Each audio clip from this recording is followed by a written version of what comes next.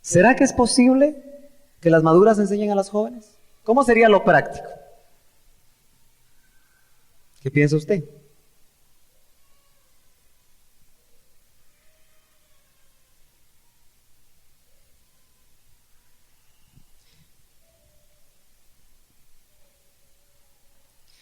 Lo que yo quiero que usted medite mientras hace sus preguntas y se lleve a su casa es que la iglesia no es solamente un conjunto de actividades,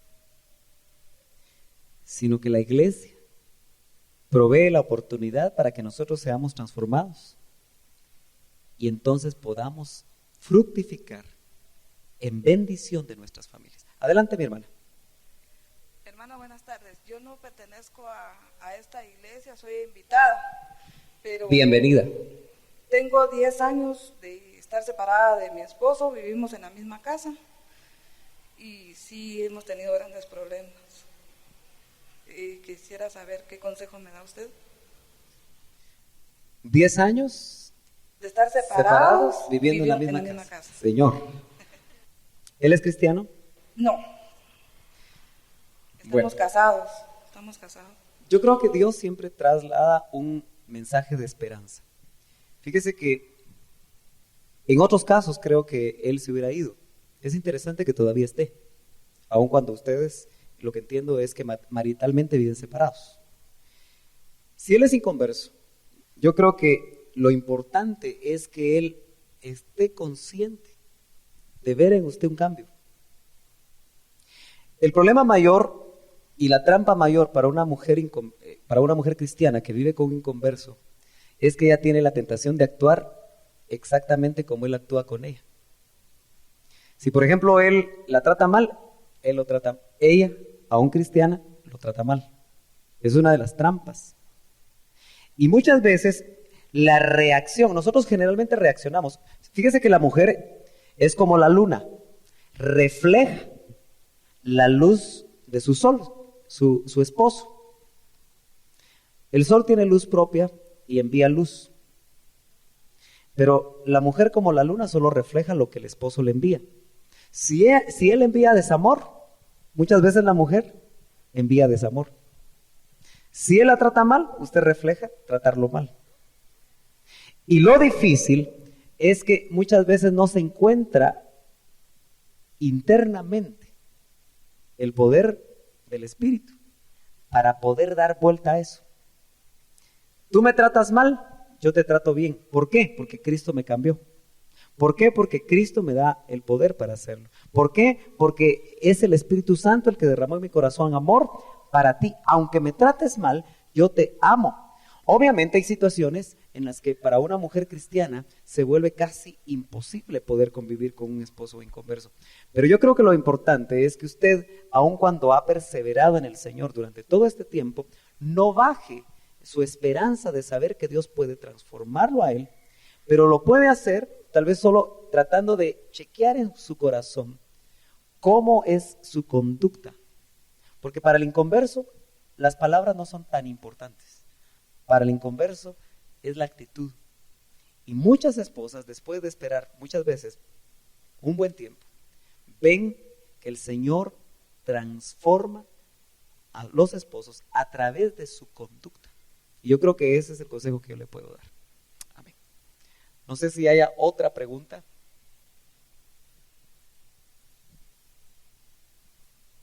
Sí, hermano, Dios le bendiga, hermanas. Una como aportación, yo creo que la conducta casta que el Señor nos pide a las mujeres es que con respecto a nuestros hijos, a pesar de situaciones adversas y negativas que podamos tener con nuestros esposos, yo creo que nuestro deber como madres es inculcarle a esos hijos el amor hacia el Padre y tratar la manera en todo momento de hacerles recordar ese mandamiento con promesa, que honra a tu padre y a tu madre para que te vaya bien en todo. Yo creo que nosotros como mujeres somos responsables de muchas actitudes de nuestros hijos, porque a veces nos hieren a nosotros Y dice la palabra que sembramos vientos y cosechamos tempestades. Entonces yo creo que si nosotros a veces tenemos roces o tenemos problemas con nuestros esposos, yo creo que entre los dos tenemos que resolver esa situación, no involucrando a nuestros hijos. Amén. Tal vez respecto a esto me hizo recordar un proverbio que usted debe de conocer. El proverbio que está en el capítulo 14 y verso 1 dice: la mujer sabia edifica su casa, mas la necia con sus manos, con su esfuerzo, con su fuerza, dice, la derriba. Note usted que aquí Dios lo que está diciendo es, en la medida que tú seas sabia, en esa medida vas a edificar casa. Probablemente la hermana que nos compartía ha sido sabia y por eso no se ha destruido la casa totalmente. Aunque la relación está mal, porque está mal, todavía él está en casa. Claro, no sé de qué manera él vive y cómo actúa, pero yo creo que se necesita sabiduría para mantener la casa edificada. Pero noten ustedes el poder que una mujer tiene siendo necia. Y ser necia no es necesariamente seguir haciendo lo mismo en el concepto que tenemos, sino que es lo negativo de ser sabio. Por ejemplo, una mujer sabia que ve que su esposo viene molesto porque tiene una situación complicada en su trabajo. Es sabia cuando espera que se apacigüe, pero es necia cuando de entrada lo ve molesto y ella molesta, se pone a discutir con él. Eso es un ejemplo que nos puede pasar constantemente. Creo que ahí hay unos papelitos, no sé si se pueden hacer esas preguntas. La verdad es que son bastantes, pero hay dos tópicos que prevalecen acá, y es el hecho de que más de la mitad de las preguntas es relacionada con que los esposos son bruscos, son indiferentes, y en la mayoría de los casos son cristianos y trabajan en la iglesia. Sí, yo creo que... Adelante. Sí, el otro perfil de las preguntas es madres solteras, tienen problemas de cómo enfocar. Vayamos con el principio y luego me recuerda el tema de madres solteras. Yo creo que el mayor problema que se da en cuanto a la manera como el esposo se comporta es porque la mayoría de los varones han sido influenciados por la manera como vieron a sus padres ser esposos. Fíjese que la mayoría de hijos que ahora son sus esposos, cuando fueron hijos, no tuvieron un buen modelo. Y lo que vieron fue generacionalmente. Quizá vieron al abuelo y vieron a su papá tratar bruscamente, no como caballero, no amablemente a la esposa. Ahora, el conflicto que tienen la mayoría de mujeres, especialmente las mujeres recién casadas, es que notan muy fuertemente la diferencia entre el prometido, que no hallaba cómo quedar bien con ellas, y el esposo de 2 o 3 años, que se volvió brusco. Eso es una confusión. Gracias a Dios no es en todos los casos, pero ¿qué pasó en ese ínterin? Lamentablemente, el mundo le enseña al hombre a ser conquistador. Y generalmente cuando un hombre conquista a una mujer y obtiene lo que quiere, es decir, se casa, pierde interés. Eso es lo que el mundo enseña. Y por eso es alarmante ver que incluso hay esposos que adulteran al año de casados o cuando se da el primer embarazo, porque empiezan a ver a su esposa gordita, perdió las curvas, perdió el aspecto y empieza a fijarse en otro lado.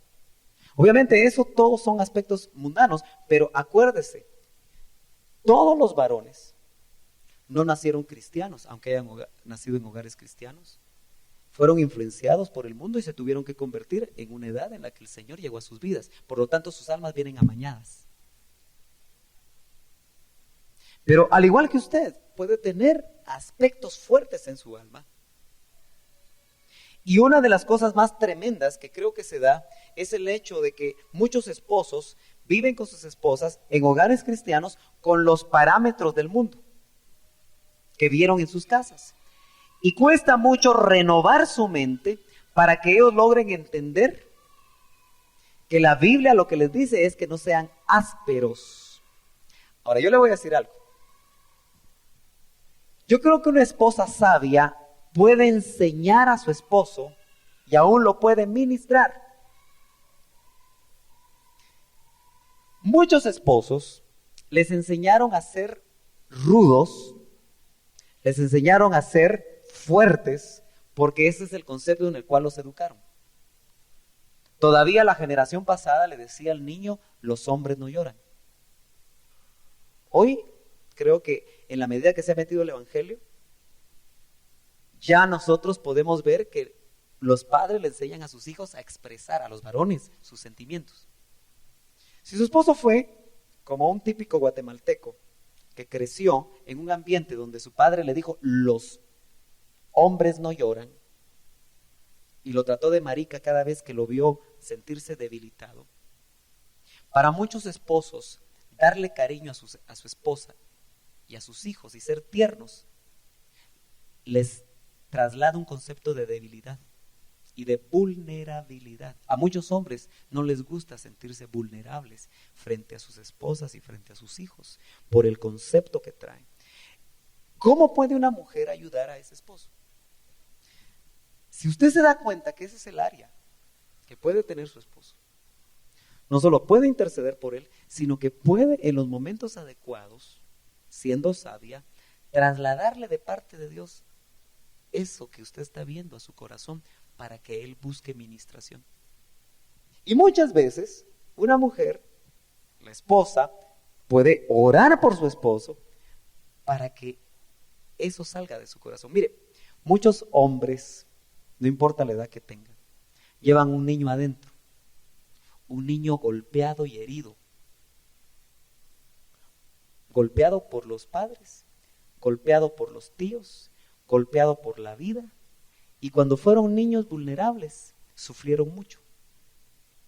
Esos niños de 8, de 9, de 5, de 2, de 10 años, están ahí haciendo un pacto consigo mismos cuando están sufriendo, que cuando sean grandes, nadie se va a burlar de ellos, que cuando sean grandes, nadie los va a tratar mal, especialmente cuando fueron hijos de madres dominantes, que los trataron muy mal y que los hicieron sentirse sin valor. Entonces ese niño dice, nunca voy a dejar que una mujer me vuelva a tratar así. Son pactos en el alma. ¿Qué sucede a la vuelta de los años? Cuando ya llegan a una edad, se casan con usted, pero llevan esos problemas adentro. Cuando están vestidos de negro, si es que tuvo la oportunidad usted de casarse de esa manera, usted de blanco y él de negro y así todos elegantes, usted no le mira lo que tiene adentro, usted se lo mira después. Y cuando usted mira esas cosas, usted se asusta. Pero usted también trae áreas en su corazón. Pero una esposa sabia intercede, ora, busca cómo llegar al corazón de él y de alguna manera también le clama al Señor para que ese varón se pueda ministrar. ¿Sabe por qué la mayoría de hombres no se ministran? Porque tienen temor, tienen miedo a que descubran en su corazón el niño que está ahí guardado. Ese hombre hizo un muro alrededor de ese niño para no dejarse tocar por nadie, porque no quiere que lo vuelvan a herir. El hombre más duro y el hombre más áspero es el hombre más herido y más dañado, que hizo un búnker alrededor de su alma para que no haya esposa y no haya nadie, no haya hijos, no haya nadie que logre penetrar ese muro para no sentirse otra vez vulnerable. Solo el Espíritu Santo puede derrumbar esos muros, y usted puede ser un instrumento para poder derrumbar esos muros siendo un instrumento de Dios. El otro tópico era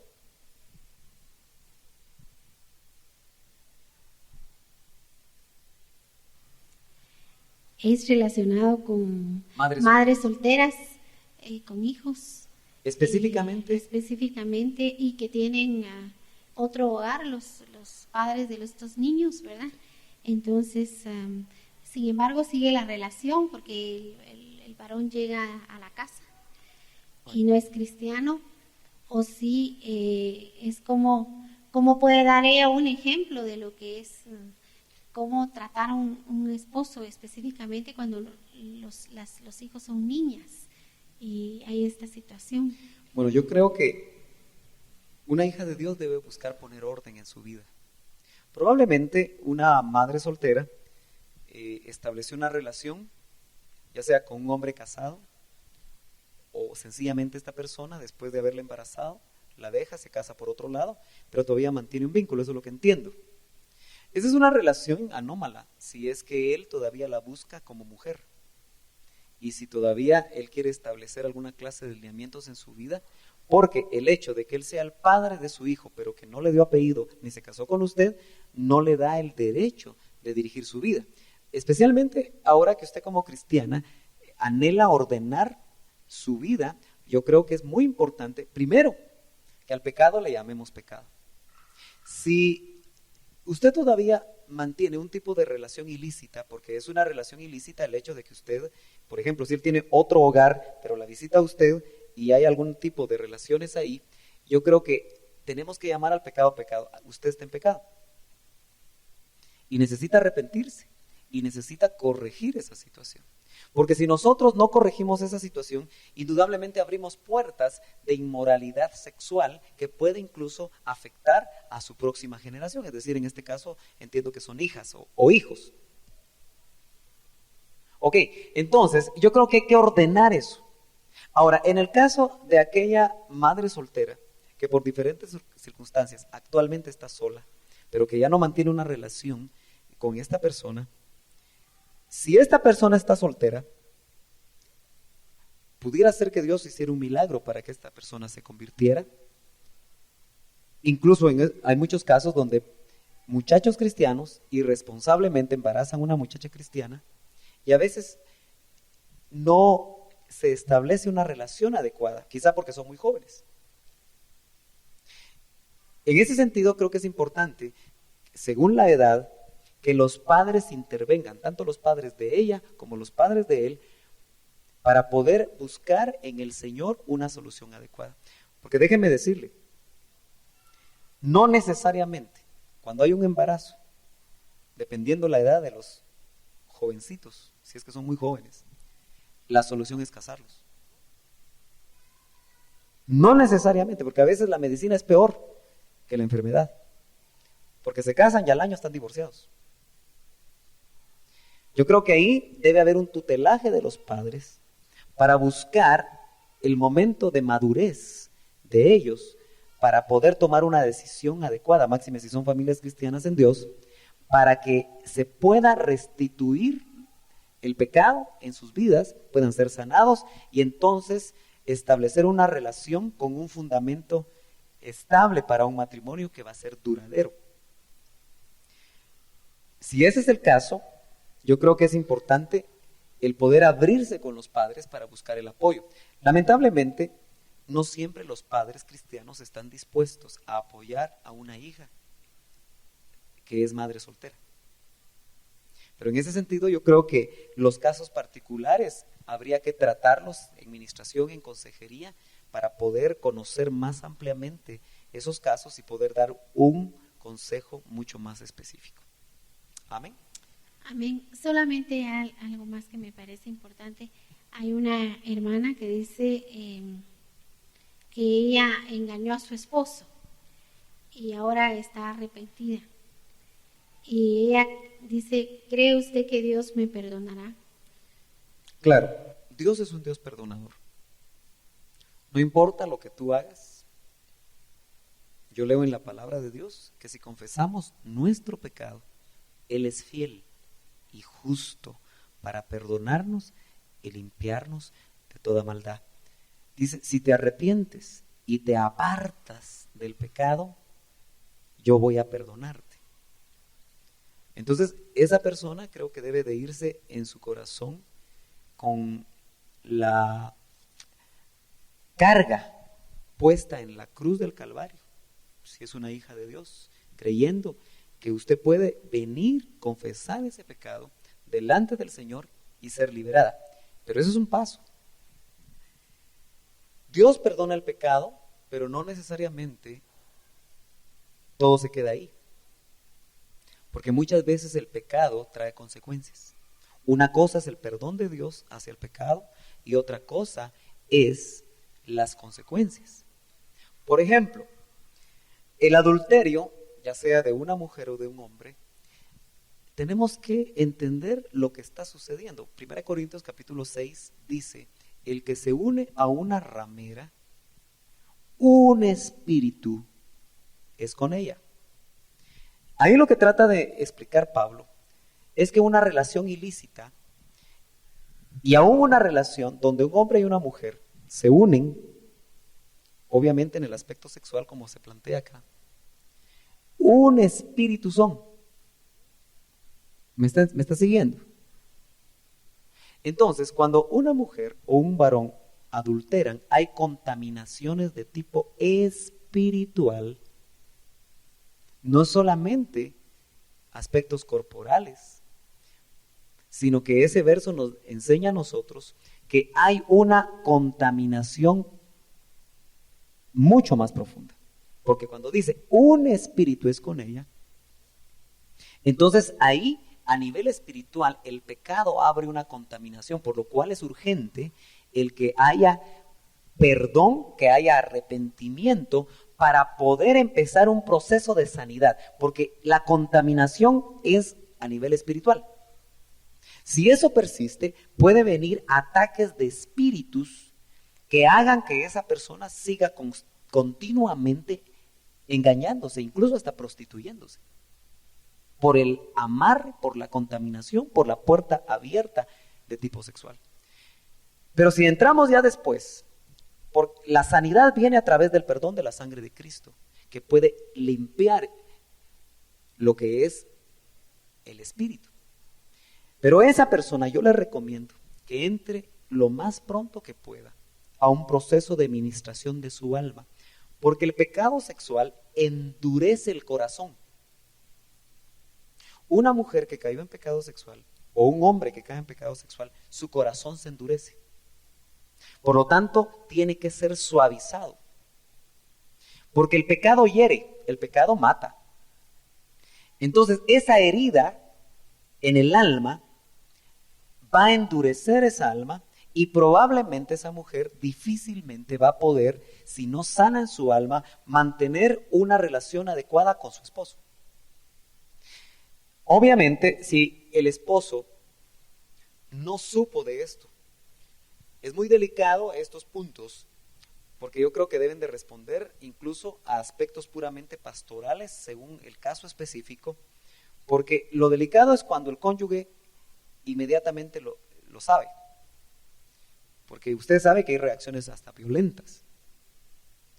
Pero note usted que el Señor cuando habla que al establecerse un pecado de adulterio o de fornicación, es la única salida que da el Señor para un divorcio. Pero dice, por la dureza del corazón. Eso quiere decir que si en una pareja el Espíritu Santo trabaja en restauración para quitar la dureza del corazón, ese matrimonio, aún con ese pecado, puede ser restaurado. Porque habla por la dureza de vuestro corazón. Ese pecado permite que tú te puedas divorciar si eres la parte ofendida. Pero lo más importante en este caso, como la pregunta no añade aspectos completos, yo creo que es urgente que esta persona que hizo la pregunta busque ministración del alma en el departamento de ministración para sanar. Tiene que descargar la culpa. Muchas mujeres experimentan el perdón de Dios, pero no experimentan el perdonarse a sí mismas.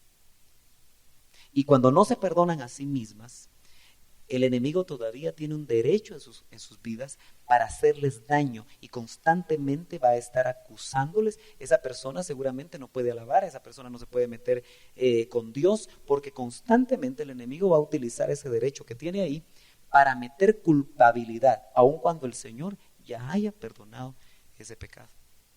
Y obviamente, el trabajo en el alma permite cerrar la puerta que abrió en algún momento esa persona para caer en pecado. Amén. Amén. Perdone que abuse, pero hay algo aquí. Amén. Dice, hermano Sergio, ¿cómo se puede volver a amar a un esposo que solo recibió a Cristo, nunca nació de nuevo y se volvió al mundo y de la noche a la mañana dice que ya cambió solo con venir a la iglesia? Después de que hizo tanto daño, ya no quisiera volver con él. Tengo 3 niñas. Es difícil esa pregunta, pero yo dejaría de ser ministro de Dios si no le dijera a la persona que hizo esa pregunta que en Dios hay esperanza. Yo creo que el mayor problema en este caso es las heridas que hay en el corazón.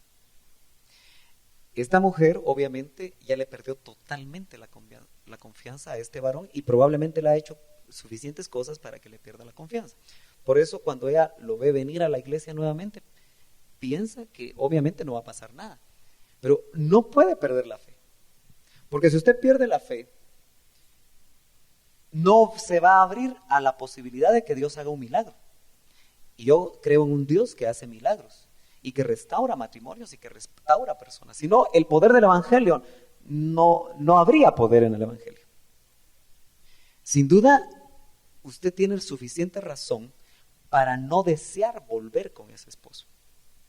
Mas, sin embargo, yo creo que el plan de Dios tiene que pensarlo y dejar eso claro en su corazón, es restaurarla a usted y restaurarlo a él y restaurar a los hijos que deben estar siendo dañados y restaurar el matrimonio. Ese es el plan de Dios. Usted tiene que llevarse eso en su corazón.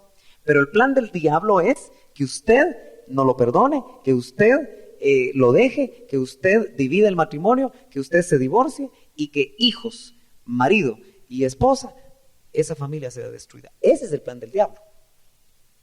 El plan de Dios es un plan difícil, es un plan sacrificado, es un plan a veces que lo vemos totalmente imposible, pero es un plan que en Dios se puede creer que Él puede obrar milagros. Por eso es que yo le dije a usted que la mente, la mujer la presta mucho al enemigo. Porque es el enemigo el que llega a la mente de una mujer y le dice, tu esposo ya no cambia. Tu esposo ya no vale. Esos no son pensamientos de Dios. Porque para Dios el pecador más empedernido vale su sangre. Si es que esa sangre todavía esa persona la puede aplicar a su vida por medio de la fe. Dios sigue esperando a los pecadores que estén dispuestos a que la sangre de Cristo sea aplicada. ¿Por qué tú no puedes pedirle a Dios su corazón para que empieces a creer, empieces a sentir como Dios siente y como Dios espera el cambio de tu esposo? Los matrimonios donde un cónyuge tiene la esperanza, aún con todas las circunstancias negativas que puedan haber alrededor, que puede ser restaurado, puede hacer la diferencia, aun cuando tenga que esperar un tiempo para que Dios actúe. Muchas de ustedes tuvieron la experiencia de haberse convertido primero y sufrir por años que el esposo viniera. Pero muchas de ustedes han tenido la victoria y han visto el cambio de sus esposos después de que ellos se convirtieron. Gloria a Dios. Gloria al Señor. Gloria al Señor. Amén. Sí, amén. Es solo una cosita que me parece, hermano, que es importante ver. Hay una hermana acá en una pregunta que dice que tiene un esposo recién convertido. Y la impresión me da es que ella pregunta cómo se discipula a un esposo recién convertido. Y vale mucho para mí. Sí. Miren, yo creo que lo primero es no vacunarlo. Mire, no haga usted las veces de Dios. Amén. Yo creo que cuando usted ya tuvo la revelación de Jesucristo, tiene que saber que Él está en otro reino y que tiene un velo. Entonces, una de las cosas más importantes que una mujer tiene que hacer es estar intercediendo, aprender a interceder en el ámbito espiritual para que los velos sean quitados, para que las ataduras de ese esposo sean rotas y para que la palabra pueda penetrar el muro que el enemigo ha puesto y para poder batallar, porque muchas mujeres han tenido que batallar espiritualmente ante los embates del enemigo cuando él se interpone, porque él no va a estar interesado en que un esposo inconverso se convierta, porque sabe que esa familia